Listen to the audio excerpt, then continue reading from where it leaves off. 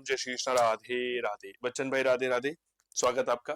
चलिए, एक अध्याय के बारे में बात कर रहे हैं जहां पर हमारी परीक्षा में अक्सर सवाल आता है, बिल्कुल अक्सर सवाल आता है। इसमें कोई दोहराई वाली बात नहीं है कि यहाँ से सवाल नहीं आए। हम बात करने वाले हैं आज मुगल काल के प्रशासन के बारे में। टॉपिक डालिएगा।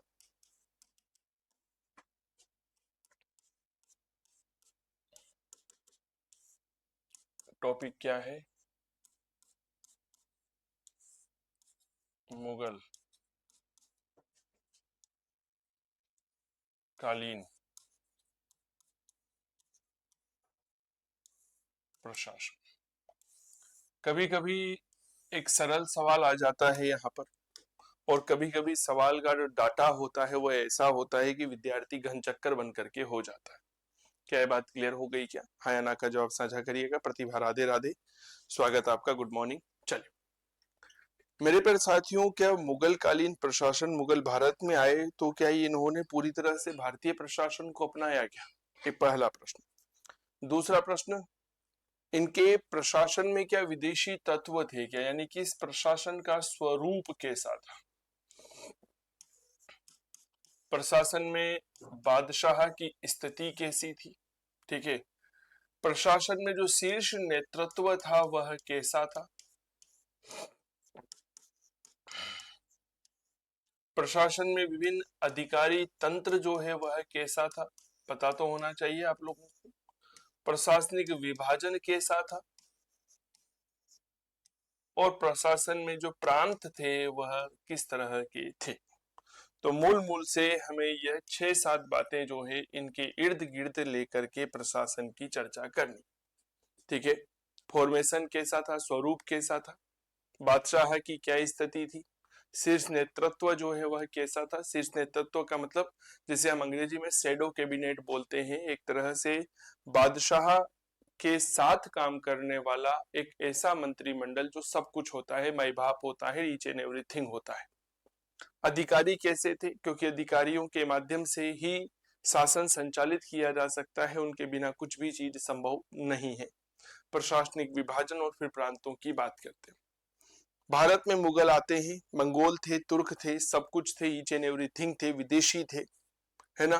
भारत में आए, भारत को आत्मसात किया और भारत में ही बस गए, है ना, याद होगा। जहांगीर तो यहाँ पे कहता है कि मैं भारत में पला बड़ा हूं लेकिन तुर्की भाषा से अनभिज्ञ नहीं हूं, याद है ना, या भूल गए? तो इसका मतलब इन्होंने भारतीय तत्वों को भी अपनाया।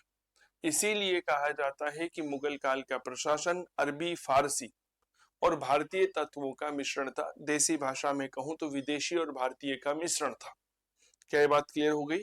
इसमें कुछ एलिमेंट्स ऐसे थे, कुछ प्रक्रियाएं ऐसी थी जो विदेशी थी, जिनको आत्मसात किया गया। कुछ ऐसी थी जो इन्होंने भारत से ग्रहण की, भारत की एज इट इज चीजों को यह अपनाते हैं। लिखिए।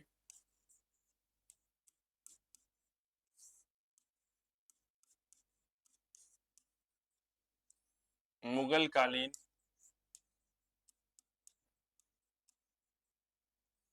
प्रशासन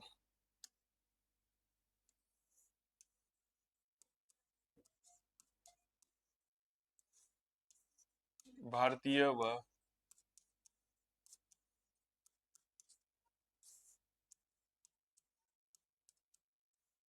विदेशी तत्वों का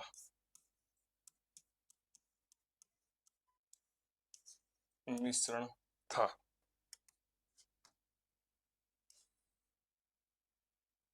अर्थात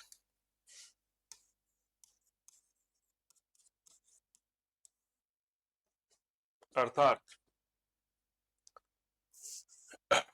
यह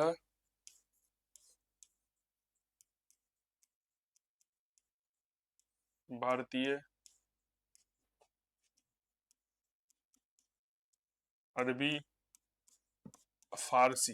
फारसी को मैंने आपसे पहले भी कहा है, हम ईरानी कहते हैं। ईरानी तत्वों का समावेश या मिश्रण था। ठीक है, लिख लो। ठीक है, समझ में आ गई बात। यह प्रश्न आपके आया हुआ है कि मुगल प्रशासन क्या था, भारतीय था, विदेशी था, भारतीय विदेशी दोनों था, देसी था, है ना। तो ये भारतीय और विदेशी दोनों हुआ करता था। अब इस समय बादशाह की जो स्थिति थी वह कैसी थी, what was the situation of king in administration.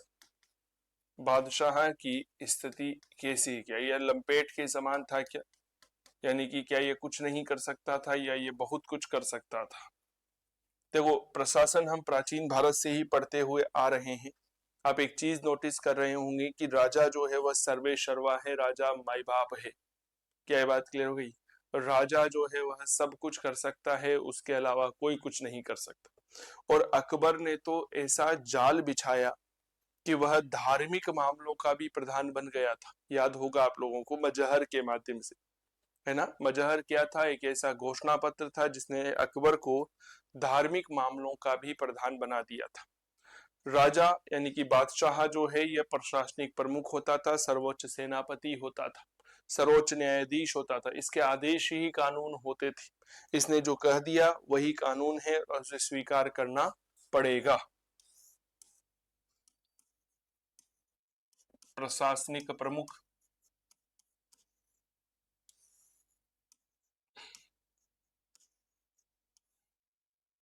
प्रशासनिक प्रमुख के बाद राज्य प्रमुख, हेड ऑफ स्टेट,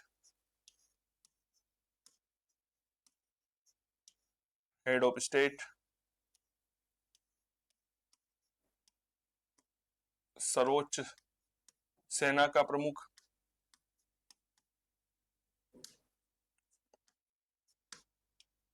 सेना का प्रमुख, सर्वोच्च न्यायाधीश,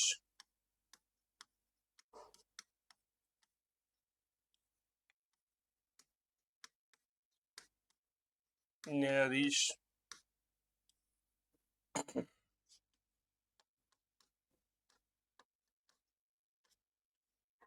इसके आदेश ही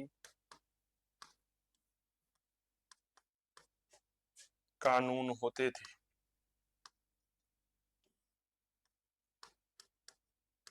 अर्जुन कानूनों को नहीं मानता था तो उसे क्या दिया जाता था, वैसा पुरस्कार दिया जाता था। पुरस्कार में मृत्यु दंड दिया जाता था, पुरस्कार में उसे हाथी के पैरों तले कुछ लोहा दिया जाता था, पुरस्कार में उसकी गर्दन काट करके जो है वह फुटबॉल खेली जाती थी। ये होता था पुरस्कार। अबुल फजल ने बादशाह को फर ए इज़्दी यानी कि देवीय प्रकाश कहा। फर ए इज़्दी बेसिकली एक प्राचीन परंपरा थी जो फारस में लोकप्रिय थी, जिसे किया खश्क भी कहा जाता था। ठीक है, तो लिखिए अबुल फजल ने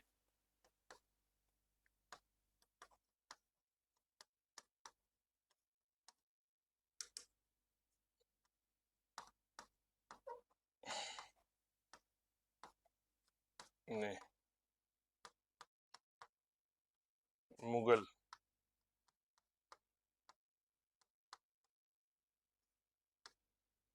बादशाह को फर ए इज़्दी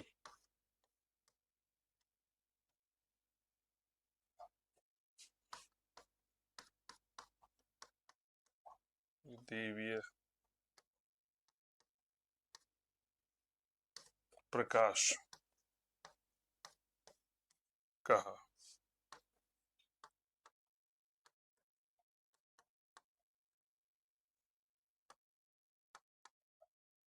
इसका प्राचीन नाम किया खौस, किया खौस, किया खौस, ख आएगा ख, किया खौस।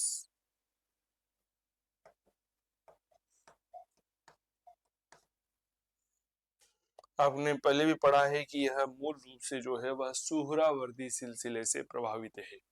क्या मैं ठीक कर रहा हूं क्या। यह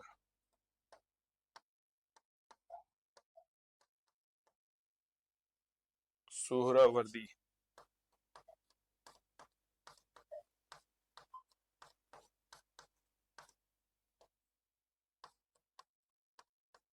सिलसिले से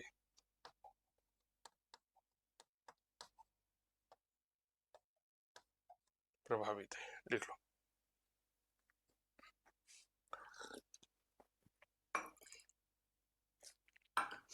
सुहरावर्दी सिलसिले से प्रभावित है।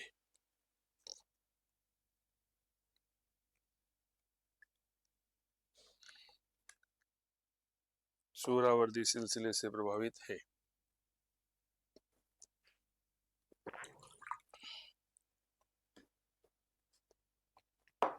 लिख लिया। तो मुगल काल के प्रशासन के संदर्भ में सबसे महत्वपूर्ण बात यह कि यह भारतीय और विदेशी दोनों तत्वों का एलिमेंट था। बादशाह माई बाप था, सर्वे सर्वा था। कहा जाता है कि मुगल काल का प्रशासन केंद्रीयकृत प्रशासन था। केंद्रीयकृत प्रशासन का तात्पर्य क्या होता है कि राजा जो है वह माई बाप होगा, राजा ही सब कुछ होगा। लग ही रहा है आपको, है ना? तो लिखिए, मुगल कालीन प्रशासन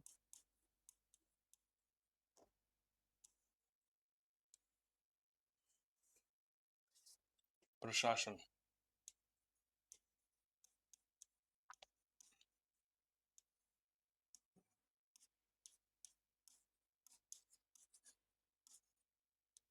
केंद्रीकृत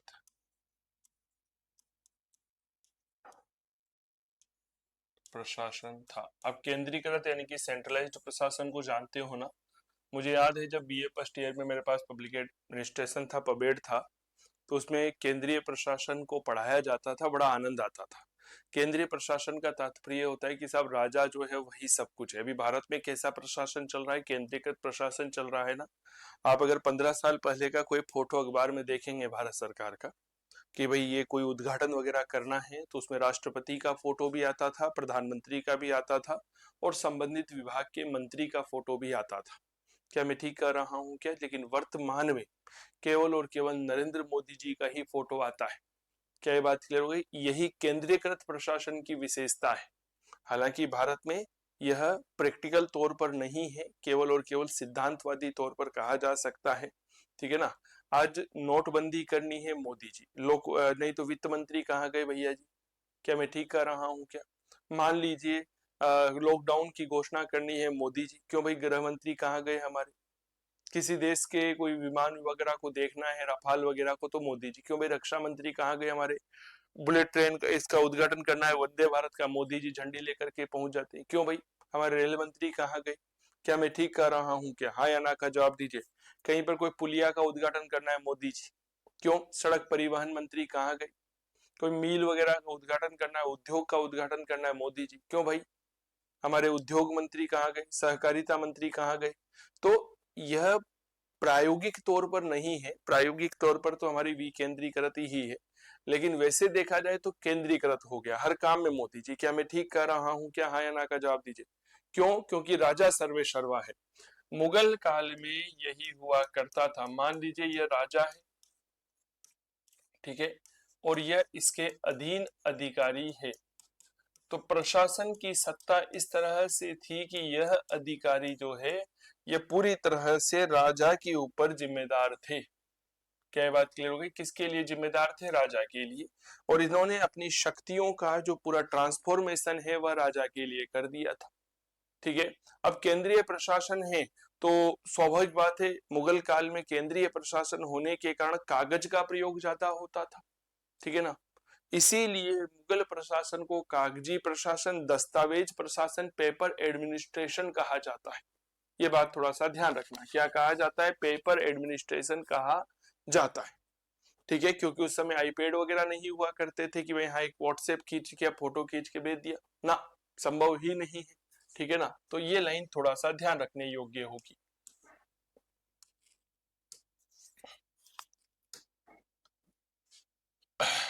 लिखिए,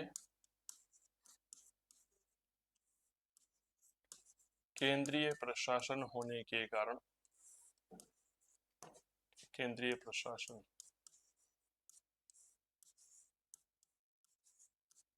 होने के कारण इस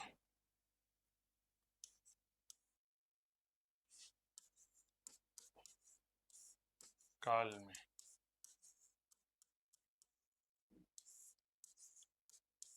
कागज का प्रयोग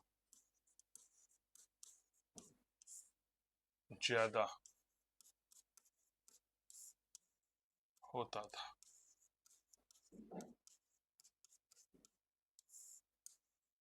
इसलिए मुगल प्रशासन को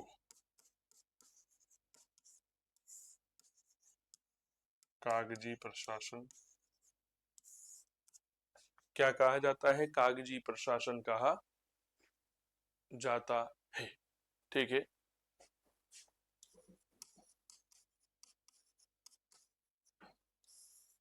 दस्तावेज प्रशासन या पेपर एडमिनिस्ट्रेशन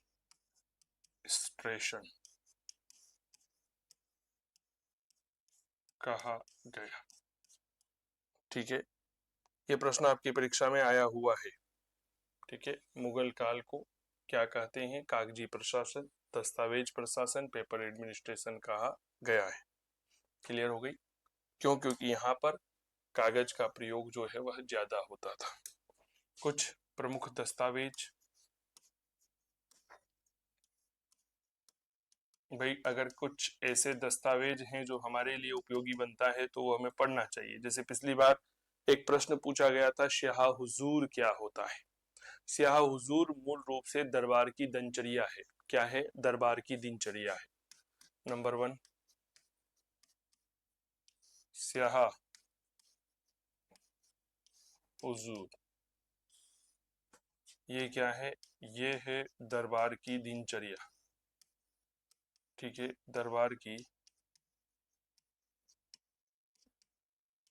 दिनचर्या, स्याह हुजूर, दरबार की दिनचर्या लिख लो।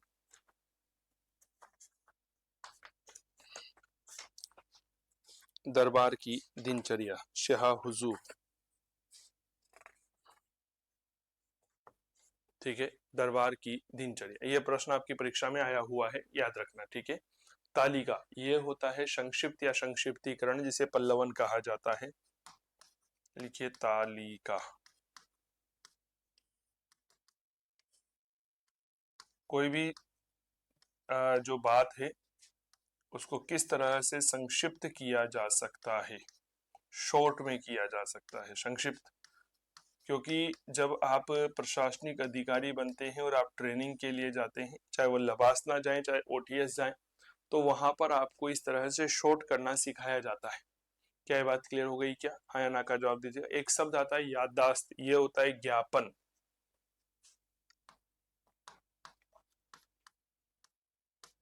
याददाश्त, बताओ ये क्या होता है? ये होता है ज्ञापन, है ना? क्यों यहाँ आज हम ये ज्ञापन दे रहे हैं तो इसमें भी कागज का ही प्रयोग होगा, स्वाभाविक बात है।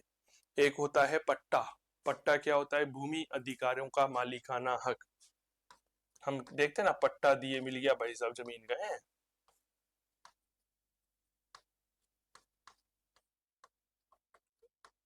भूमि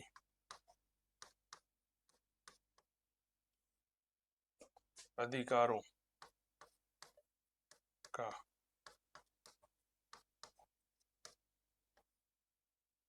मालिकाना हक पट्टा कहलाता था। एक होता है कब्ज उल वसूल। वसूल यानी कि पैसा, तो कोषाध्यक्ष के नाम पे आज्ञा पत्र, कब्ज उल वसूल। लिखिए नंबर 5, कब्ज उल वसूल।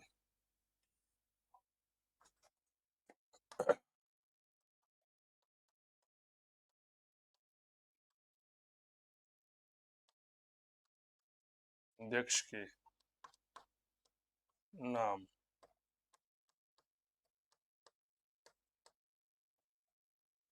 आज्ञा पत्र, कब्ज उल वसूल,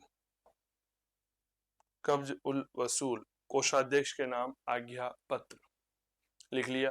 इसी प्रकार एक होता है फरमान, फरमान होता है शाही आदेश,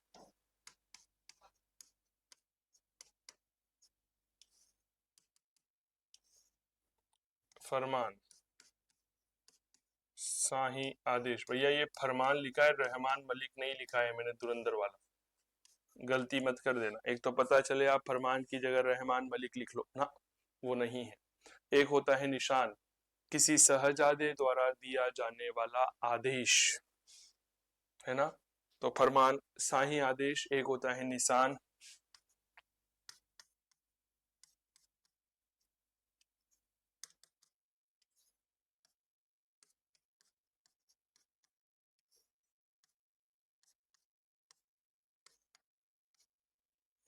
शहजादे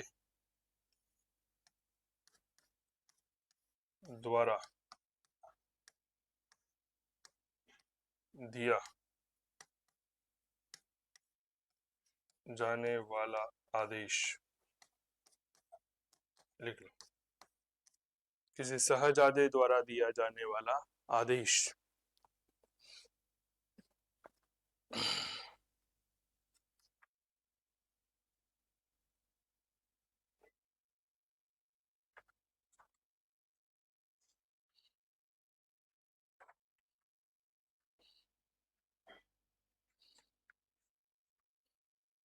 लिख लिया। ये 7 शब्द जो है ना, ये याद रखना बेहद ज्यादा उपयोगी है। मुगल काल का प्रशासन एक धार्मिक प्रशासन नहीं था, पहली बात तो याद रखना, यानी कि धार्मिक राज्य ये बिल्कुल नहीं था, ठीक है। और धार्मिक का तात्पर्य क्या हो गया, धार्मिक का तात्पर्य ये हो गया कि इन्होंने कभी भी खलीफा की सत्ता को स्वीकार नहीं किया, है ना, ये बात याद रखना। यानी कि खलीफा की नाम मात्र की प्रभुता भी स्वीकार इन्होंने नहीं की। ये ठीक उसी प्रकार अलाउद्दीन की तरह कार्य कर रहे थे, क्योंकि अलाउद्दीन खिलजी ने भी खलीफा की सत्ता को स्वीकार नहीं किया था। याद आ रही है ना आपको ये बात, तो ये चीजें थोड़ा सा पता होना चाहिए। यह निरंकुश शासन था, ठीक है।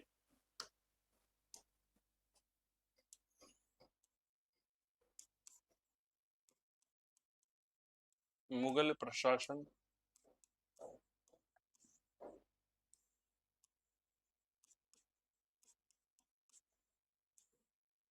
धार्मिक प्रशासन नहीं था, साथ ही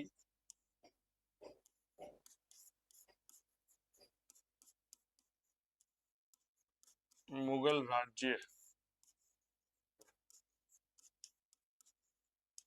धार्मिक राज्य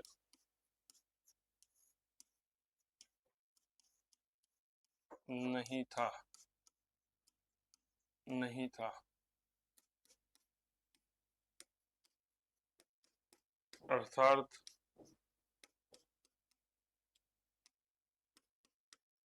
मुगल शासकों ने नहीं खलीफा की नाम मात्र की प्रभुसत्ता को, खलीफा की नामात्र की प्रभुसत्ता को भी स्वीकार नहीं किया, को भी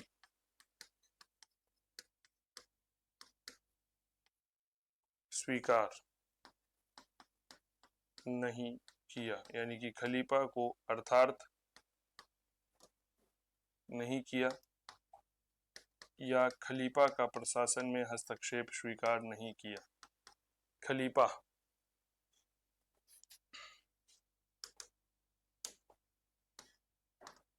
का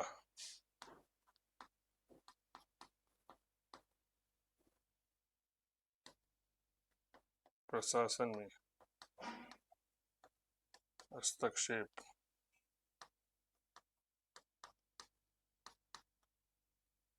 स्वीकार नहीं, ये पूर्णतः निरंकुश था। यह पूर्णतः निरंकुश था। खलीफा की नाम मात्र की प्रभु सत्ता को स्वीकार नहीं किया। ये लो, पूर्णतः क्या था? निरंकुश प्रशासन था। यहाँ तक लिखिए। मैं 1 मिनट में आपके लिए मैंने कुछ नोट्स बनाए थे राजत्व के सिद्धांत के, वो 1 मिनट लेकर आ रहा हूँ।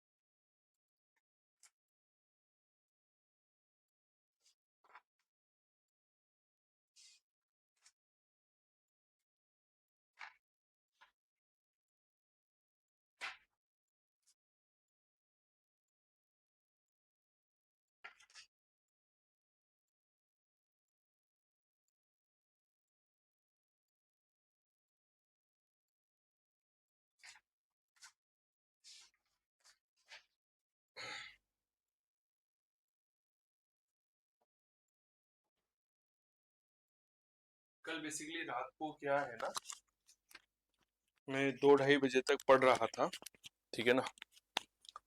आवाज आ रही है ना?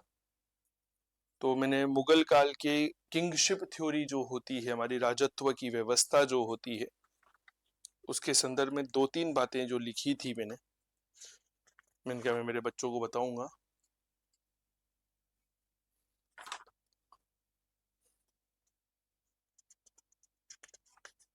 यहां तक लिखिए आप।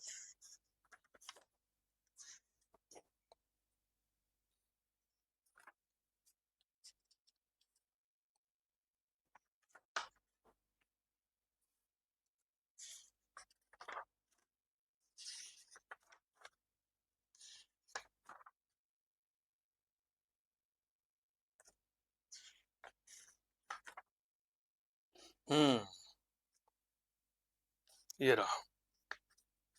अभी थोड़ी देर बाद चर्चा करते हैं इस मुद्दे पर। देखिए, इस तरह से मैं आपके लिए पढ़ता रहता हूँ, ठीक है ना? आपको नोट्स दिखाता हूँ। ये देखिए, इस तरह से आपके लिए पढ़ते रहते हैं और तथ्य लिखते रहते हैं। मेरा एक पेज हमेशा खाली रहता है, पीछे वाला। इस पर मैं कुछ नहीं लिखता हूँ, है ना? इस पर कुछ नहीं लिखता हूँ। इस पर कोई ऐसी चीज जो मान लीजिए बाद में पढ़ रहे हैं ना, तो उसको फिर अपडेट करने का काम करते हैं। मैंने कहा ना, कल मैंने कुछ पढ़ा था राजत्व के सिद्धांत के बारे में। बेसिकली एक किताब थी मुगल काल के किंगशिप थ्योरी को लेकर के। आवाज आ रही है ना? Some aspects of Muslim administration. यह किताब बेसिकली आरपी त्रिपाठी ने लिखी है ना? राम प्रसाद त्रिपाठी साहब जो है, उन्होंने लिखी है।